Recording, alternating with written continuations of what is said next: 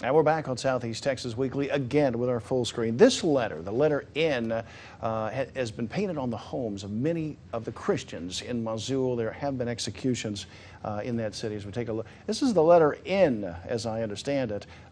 Works for me. It's the best I can say. But when that letter is painted on the walls of some in northern Iraq, those people are being killed inside and/or being ran out of their homes. A man by the name of Mahmoud al-Asali, I'll probably butcher this, a law professor at the University of Mosul, had the courage to assert that the ultimatum to Christians was contrary to the teachings of Islam for the Christians to be run from their homes.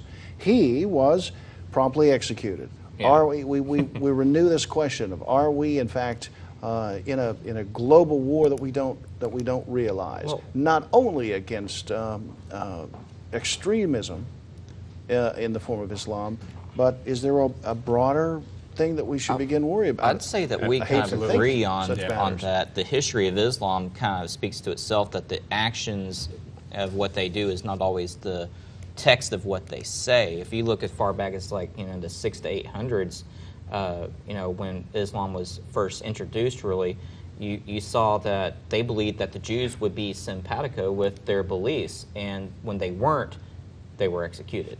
So this has been going on for thousands of years.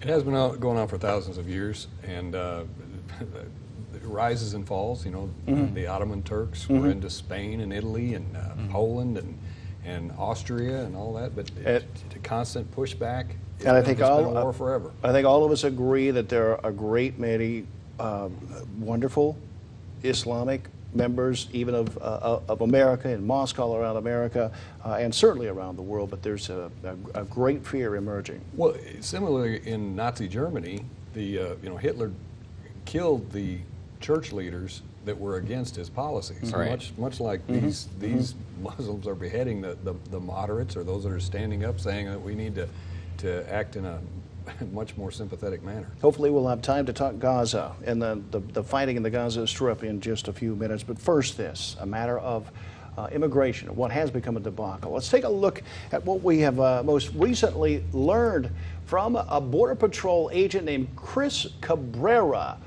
This quote in Politico this week referenced the immigration debacle, and the question becomes, if some of the unaccompanied minors who are being detained in the immigration question, if they say, I do not have parents to return to in my home country, then this is what Chris Cabrera says happens. Even if he is a confirmed gang member, even if he is a confirmed criminal, even by self-admission, we do not return them to their home country. We release them into our country. We have no reason to not believe the authoritative words of Chris Cabrera. What on earth are we going to do when it comes to this matter of our immigration questions? My question is, what is Chris Cabrera doing today? I wonder if he's still a Border Patrol agent, right? Our administration has a long history of firing anybody that stands up and says anything against them. It's much for whistleblower. And his whistleblowers are targets. Right. His words, minors usually end up staying in the U.S. 9 times out of 10. When are we going to get serious on this question of how many of these detainees are actually being returned to their home countries? When are we going to get serious? When we change the administration. That's where it's coming from. That's the only probably going to be quicker solution. Than that. There's enough move inside this state to take more and more action. I think you're going to see on a state level. Okay, now if you're talking state level, that's different. Texas take a bigger role. Watch those people that maybe Border Patrol will call, our highway patrol. The problem with that is, okay, when the states have taken strides to curb the problem on their end, you saw what happened. The administration sued the state of Arizona. Okay, Texas will be liable for a similar lawsuit if Governor Perry takes some of the actions he's planning on taking. So again, I mean, when you're going to see federal implementation of a true border security effort in our country, it's going to be when the president is no longer president. Well, that's where the root's coming from. Much, we have a Congress, a Republican-led House of Representatives that put forth a bill, but now this bill is while talking border protection, is anybody prepared here to say that the Republicans have led the way on really protecting the border? Oh, no, they have not. I don't see, I put it like this, have questions about whether even the most recent of the border bills, of the immigration bills put forward by the House would have been effective in deterring widespread illegal immigration. One of the questions is who will be the next Speaker of the House? Will there be a Speaker vote? Is Speaker Boehner the answer? No. No. No. He is not the answer by both of your He would not thoughts. survive a vote of no confidence today. Is it a do-nothing Congress?